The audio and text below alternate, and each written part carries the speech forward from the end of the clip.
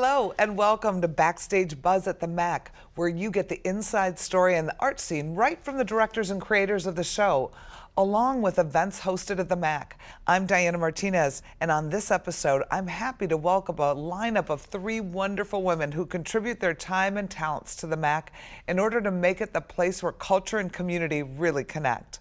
First, we'll welcome Kim Morris to the show, who is the coordinator of costumes and makeup at the college. She'll share behind-the-scenes perspectives on her design process for College Theater's summer musical Pippin. Then, Janie Oldfield, the director of development with COD Foundation, will give us insight as to how the power of giving can change the face of arts programming. Finally, I'm excited to be joined by Amelia Korbitz, a violinist and a student of Downers Grove North, who will share a little bit about what it's like to be a winner of the 2016 New Philharmonic Young People's Competition. Be sure to stick around until the end, because Amelia has agreed to perform a piece of music for us, and you will definitely be blown away by her talent.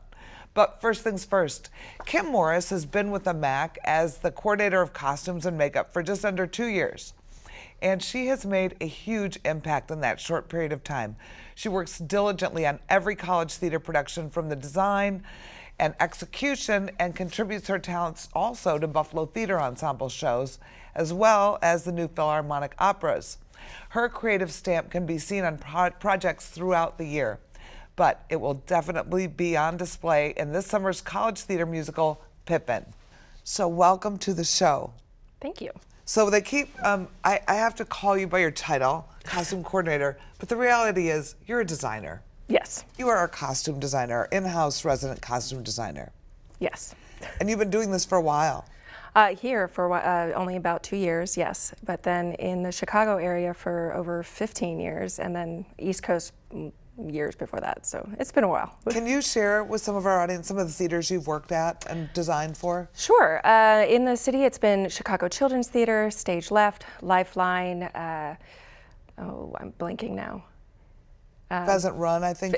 Thank you. Noble Fool and Pheasant Run Resort, Fox Valley Repertory, and out on the East Coast, it's been Shenandoah Shakespeare Express, and I'm losing all the theaters I've worked for. That's okay. It's a long list. It's a long list. I've been doing this for almost 20 years freelance, and it's a great time. It's loads of fun. It is a wonderful, wonderful career, isn't it? It is. Couldn't ask for a better one. So one thing I know about you that's very unique is you're not just a clothing costume designer. You do wigs, you do facial things, prosthetics, yeah. Prosthetics, you do masks, you do hats, you do it all. I try to, then I'm more employable and I have more fun. I don't have to give it to somebody else to build. I get to do all the nitty-gritty and the creative things, because it's all about building characters and effects. Having fun and having effects, yes, too. Right? How do you make it, how do you bring the magic through the costume? Exactly.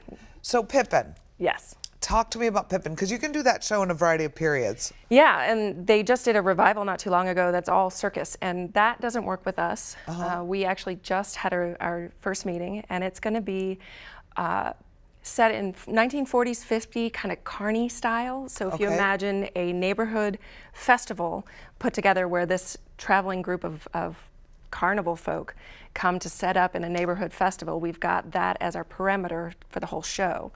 And then, since it is very early days for design, we're still trying to figure out how we get to work in all the magic, since our leading player has so much illusion about him, and he's got magic, or she's got magic, because it could be male or female. So we're still trying to figure out all the ways, but we've got the guidelines of where we start the whole show, and it will be lots of fun, because that era, carnivals were huge, and the people are so interesting, and they're so diverse, and you can have anything goes. And then in our Playhouse Theater, it's going to be really exciting, because we have big enough doors we could maybe drive trucks in, or it can go anywhere, but the balconies could be used in fun ways. So we'll see what happens. That sounds really exciting. Yeah, we had a great first meeting, and everybody's on board, and it's a unique and fun show that we can have lots of really cool elements in it. Well, I remember when I was a kid and you'd see the carnival coming to town and the tents go up and you're like, oh my gosh, you know. That's what we're hoping to do. Oh, that'll be fun. Yeah. So what are you looking forward to most in this show from your side?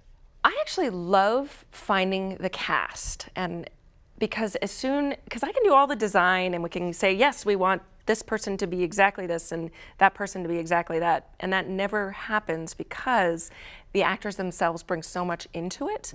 And I've never been a designer who tries to make the actor fit my sketch. It's always the other way around. I like to collaborate with the actor to create something that works for my vision, but as well as what the actor brings to it. Because it enhances their character. Exactly.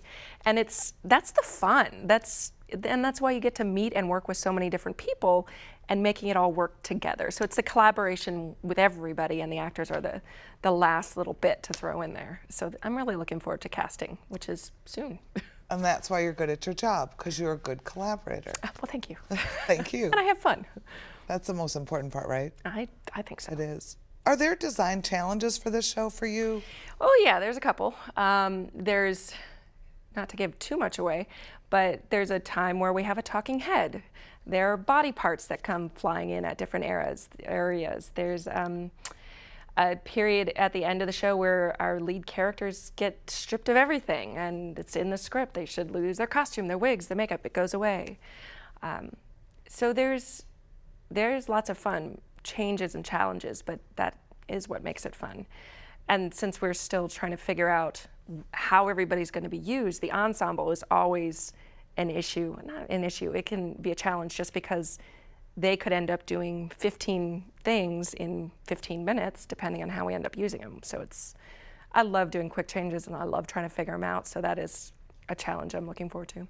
Well, we're all looking forward to the show, and thank you for coming on to share with us a little bit about what to expect.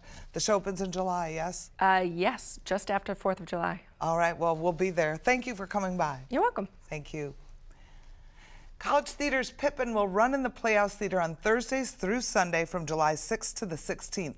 Tickets can be purchased at the McAninch Arts Center box office, online at atthemac.org, or by calling 630-942-4000. Another highlight of the summer comes by way of the Lakeside Pavilion Summer Series. Click your heels 3 times and say there's no place like the Mac. We'll be showing The Wizard of Oz at 8:00 p.m. on Thursday, July 6th, as the first installment of the free movie series. Then, on July 13th, hop into your DeLorean and join us for a screening of the cult favorite Back to the Future. On July 20th, come see the final movie of the series, sure to delight kids and critters alike, Disney's Zootopia. Mark your calendars for these free films, and remember to arrive early, bring a blanket, and pack a picnic. Beer, wine, and other concessions will also be available for sale, and there's popcorn for the kids. Our second guest is the Director of Development with the COD Foundation, Janie Oldfield. She is a great asset to the college when it comes to community outreach, as well as a longtime friend of the MAC. Welcome to the show, Janie. It's great to be here. It's great to have you here. Thanks. So, Janie, you used to do what I do, and now you do what you do, which is outreach, which is a fancy word for Development. Which is a fancy word for raising money. Filling the gap, we call it. Filling the gap, that's right. Can you explain about all the different programs you help us fill the gap for? I absolutely can. And it's part of what I truly love about my position is that the college had the foresight so many years ago to really create a cultural center. So most of my activity is tied to raising funds, building support for the MAC, for New Philharmonic, for WDCB, and for the Cleve Carney Art Gallery. So that's where most of my energy goes. There are all kinds of other program funds that support specific academic activities, scholarships, but most of my time is spent filling that gap between what the box office brings in and what's really needed to make it as magnificent as it is. You know, you brought up a great point, because I think a lot of people think, well, we bought a ticket. Why do you need to fundraise? And I don't know if a lot of people understand the model of how the arts really works. And maybe do you want to talk about that for a minute? I'd be happy to talk about that, because I think that the nonprofit arts, by the very virtue of the fact that they're nonprofit, is that we're trying to serve a broader audience, and in doing that, we're trying to make accessibility as great as possible. Right. And that means keeping ticket prices low. So we're very fortunate that there are loyal people who embrace the arts, understand the importance of the arts to our quality of life, to our education, and those people help us fund the gap. And it's fun to watch people discover that they care so much that they want to invest in it. But really, the nonprofit situation is that a box office typically covers anywhere from 50% of expenses, and for the MAC it's closer to 70, somewhere in the 60 to 70%.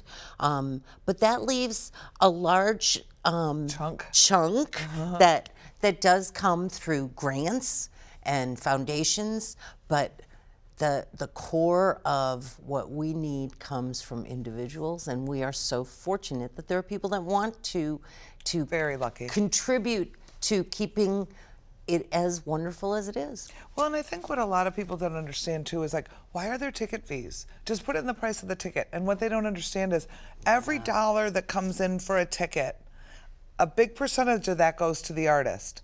The artist doesn't want to pay for box office fees. The artist wants that ticket for them. So we make our money on the popcorn, the soda, the parking, but we don't charge for parking. You know, That's so right. there's all these things that we don't really charge for. Well, and I think there's something we also don't actually tell our patrons very often, and that's that those box office fees aren't ours. Right. That's the fees we pay to have the software, to keep their purchase secure, to keep everything recorded so that there never is a seating problem. All of that, that all costs money. Yeah, and it goes to the ticket company. It sure does. Yeah. So this is where your money goes. This is what the moral of the story is. So, and the other thing is, you know, I heard one time somebody say, since Shakespeare times, most of these theaters have remained about the same size that they've been for hundreds and hundreds of years, right?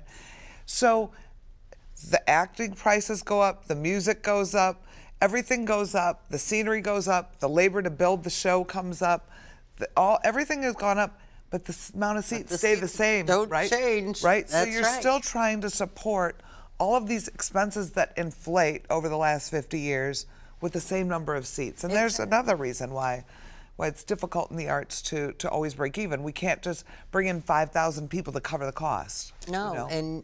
and when you really look at it, part of what people value about the MAC is the intimacy of that experience. Right. And so while it's a plenty large hall to have a great communal experience, it's not a hall that can support the mega stars because there aren't enough seats. People couldn't afford to buy a ticket. Right. Exactly. Yeah. So tell me about some of the programs you're working on right now. I know one of my favorites is Treat Seats.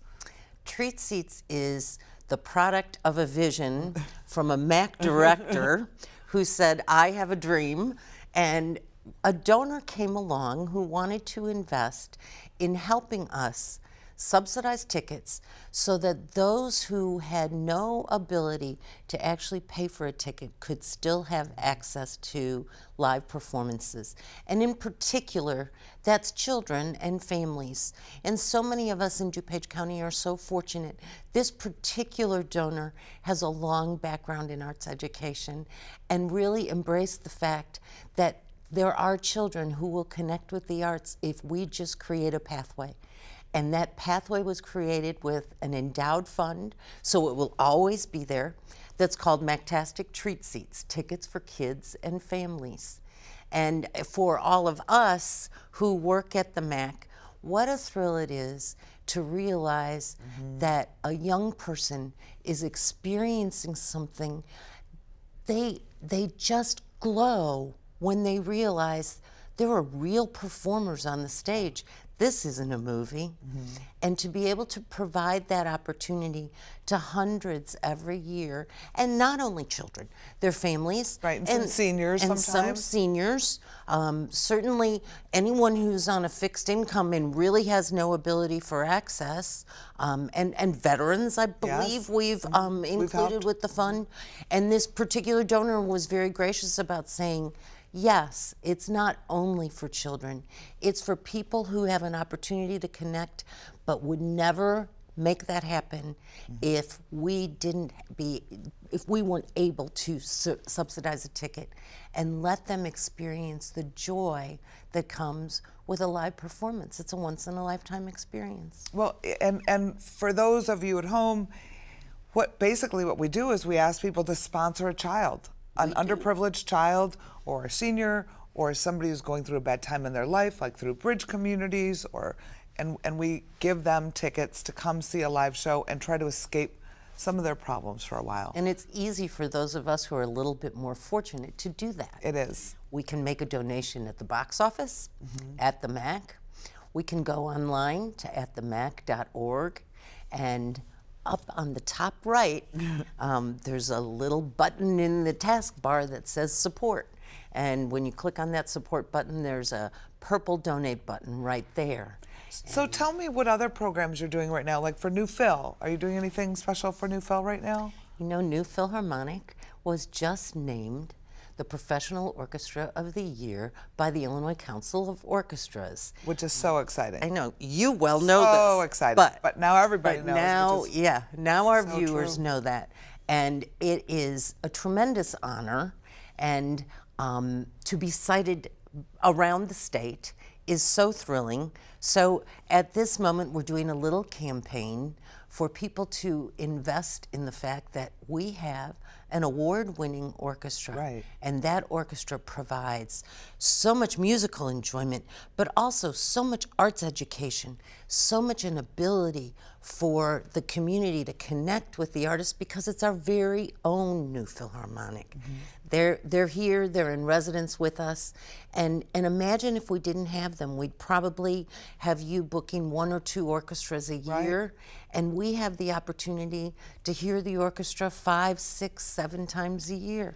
And Janie, people can sponsor a chair, correct? If you want to sponsor a musician? Yes. And they can call you. They can call me. And sponsor their very own professional musician. That would be at 630-942-2466.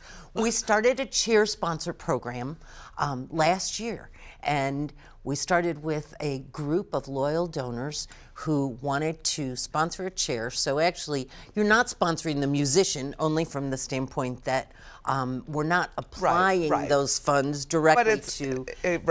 But it creates a connection between the musician and the community, and it's been so much fun. And just after the last concert a few weeks ago, we had one more chair sponsor join the ranks. Oh, congratulations. Yeah, it's very thrilling. Janie, thank you so much for all you're doing to help keep the arts alive at the MAC. It's the most wonderful opportunity. It means so much to me to see that this center will thrive because patrons become donors. That's right. Thanks, Janie. For more information on how you can help the arts thrive in our community, visit atthemac.org and click the Support the MAC link at the top of the page. You can also contact the College of DuPage Foundation directly at 630-942-2462. On display in the Cleve Carney Art Gallery June 1st through July 29th is One, the first ever juried emerging artists exhibition at the MAC. This show is intended to feature and celebrate local contemporary artists. It will showcase a diverse range of media and styles, and it will give the community a great opportunity to see our local talent.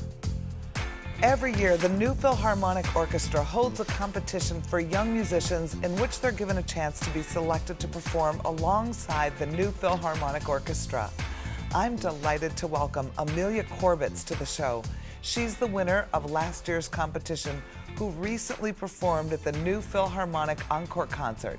Amelia is currently a sophomore at Downers Grove North, and she has made time in her busy schedule to talk to us a little bit about her experience. Welcome to the show. Hi. Hi.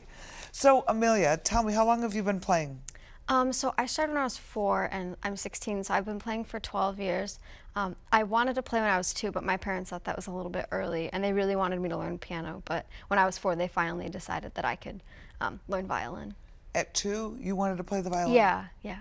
Isn't that amazing? Now, do your parents play? Neither one of my parents play. My dad's a guitarist, and he teaches choral. He's a choir director, and then my mom teaches at at North Central College and Vandercook College of Music as an adjunct voice professor, and she also sings in the CSO chorus, but neither one of them play violin. So you just loved it. You've always loved music. Yeah. That's wonderful. So tell me, how did you hear about the new Philharmonic the contest? So my orchestra teacher at Downers North, Jennifer Mullen, she sent me an email one day. She sends me emails periodically about competitions and things like that, and it just, sometimes they don't work out because of my schedule, but in this case, this one for the new Philharmonic worked out, and so it was a good day for me. So I just called up my accompanist and I said, here, I want to do this, and so then that's how I heard about it.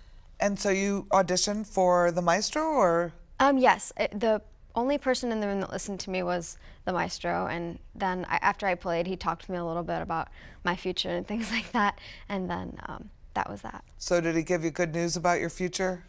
He gave me suggestions about, what colleges to look at and preparatory schools and things like that. But he's a really charismatic person, and he's super positive. He is very positive, isn't he? Yeah. Has it been a good experience for you to win? Yeah, the interesting thing is I played the Bartók Romanian folk dances last year, and obviously I have to continue learning other things for, competitions and things like that throughout the year, but then I realized I needed to go back and relearn Bartók, and it was a good experience because that's not something that I usually get to do, because we're always like crunching for learning more and more music. So I was really grateful. So you played in a concert. Yeah. You were featured. Yeah. How was that?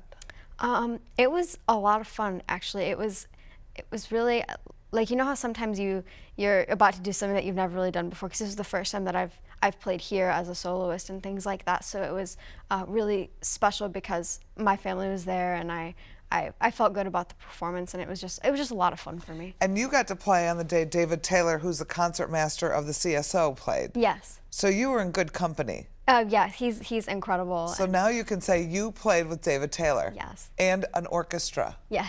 That's pretty spectacular. Yeah. So tonight, I know that you have to leave to go play. Yeah. So who are you playing with tonight? So I'm part of a competitive string quartet. We're called the Vernacular String Quartet at the Merit School of Music, and we have 2 chamber concerts a year, one in first semester and one in the second semester, and this is kind of our cumulative concert for the year. So that's going to be really fun because the second violinist in the quartet is graduating, so this is going to be kind of sad tonight, but it'll be fun. And is this what you want to do? I believe so. Life is kind of a toss-up, but at the same time, it's something that I really enjoy doing, and I feel like it's a way that I can contribute to the world, so it's a lot of fun. It's your gift. I guess you could say that. I don't know. It is your gift, but you have to work. You have to have a passion for it. Yeah, exactly. That's the thing about the arts, right? I've always found that if, there's people who are like, oh, I love it. I'm like, you have to love it, like eat, sleep, and breathe it, love it, want it, Right. It's almost instinctive for some people. It is. Yeah. It is. Do you think we could get you to play before you leave? Sure. To perform? I would love for everybody to get to hear you play. Yeah, of course. Wonderful. Okay. All right.